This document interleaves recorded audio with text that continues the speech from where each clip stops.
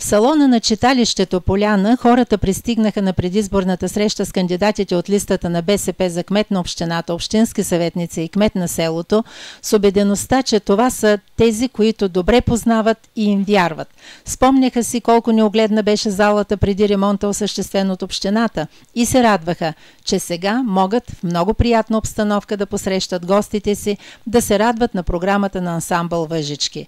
Бюлетина номер 6 ще гарантира бъдещето ни. Категорични бяха възрастните мъже и жени, всеки от които искаше да стисне ръката на Митко Андонов, кандидат за кмет на общината, да го увери, че одобрява предизборната му програма, че очаква Поляна да бъде в полезрението на общинското ръководство отново и още немалко добри дела да се случат. Приятели, нашето предимство е, че познаваме всеки от вас, че споделяме болките и радостите ви, че сме готови да помогнем на всеки, подчерта в обращението си Мария Толева, кандидат за общински съветник и председател на общинското ръководство на БСП. Целта, която си поставяме, е да се ограничим бедността, да засилим вашата политическа и гражданска активност, да подобрим условията на живот във всяко едно населено място, във вашето село, така че да превърнем всяко село и като цяло и община Стралджа в едно добро място за живеене.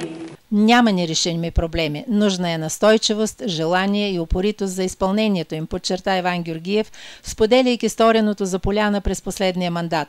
Ремонт на междуселския път Поляна-Александрово, ремонт на читалището, обновление на кметството, ремонт на селски чешми, чекалиране на улици. Не е лесно да се управлява община в днешно време, но с кмет като Митко Андонов, един олегнал и изключително опитен човек, с един екип от професионалисти можем да постигнем всичко, поиска за пореден път доверието на полянци господин Георгиев. Направили сме не чак толкова много, но все пак, вижте, знаете, че желанията винаги са повече от възможности. Все пак, тук, ето, едно по-крупно така събитие беше ремонтирането на пътя Поляна-Александрово, за което бяха вложили 110 хиляди лева. Тук се направи една детска площадка, около 5 хиляди лева. Ремонт на църквата, ремонт на гробищния парк, ремонт на осветлението, чекалина на улици, малък ремонт на кметството. Това са все неща, които са нужни за вас, за хората. За значението на добрата връзка между общинско ръководство и общински съвет говори Атанаска Кабакова. За това, другарки и другари, за това, дами и господа, е много важно да прецените онова, което ние вършихме през тези 4 години. Ще се срещнете с много други представители на други партии и коалиции.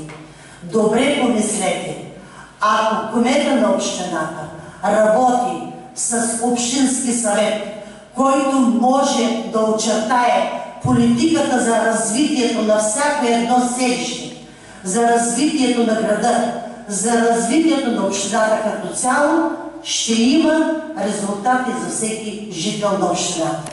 И за доброто взаимодействие с всяко от селата на общината, с пожеланието отново заедно да вървим напред, Митко Андонов, кандидат за кмет на общината, беше посрещнат с очакване и с видимо внимание. Той изрази уважението си към своите другари в листата на съветниците, хора опитни, доказали се в своята професия, млади и по-възрастни, с авторитет и влияние. Увери присъстващите в залата за предстоящо изграждане на нова база за Център за бърза и неотложна помощ във Войника, за намерението да изгради инспекторат по изпълнение на наредбите на общината, за новите социални проекти, по които предстои да се работи, за реализацията на вече стартиралите. Имаме и търсили сме разбирателство между хората.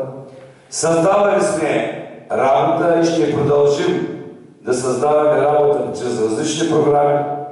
Ще продължим да използваме ефективно общинската собственост, земя, гора, с която да подпомагаме земеделските производители, животновъдите. Трябва да се надгражда. И това ни е нашата идея за това идваме и искаме вашето доверие. Доказали сме, че можем, че знаем как да го постигнем. Заедно продължаваме напред, каза на финала господин Андонов.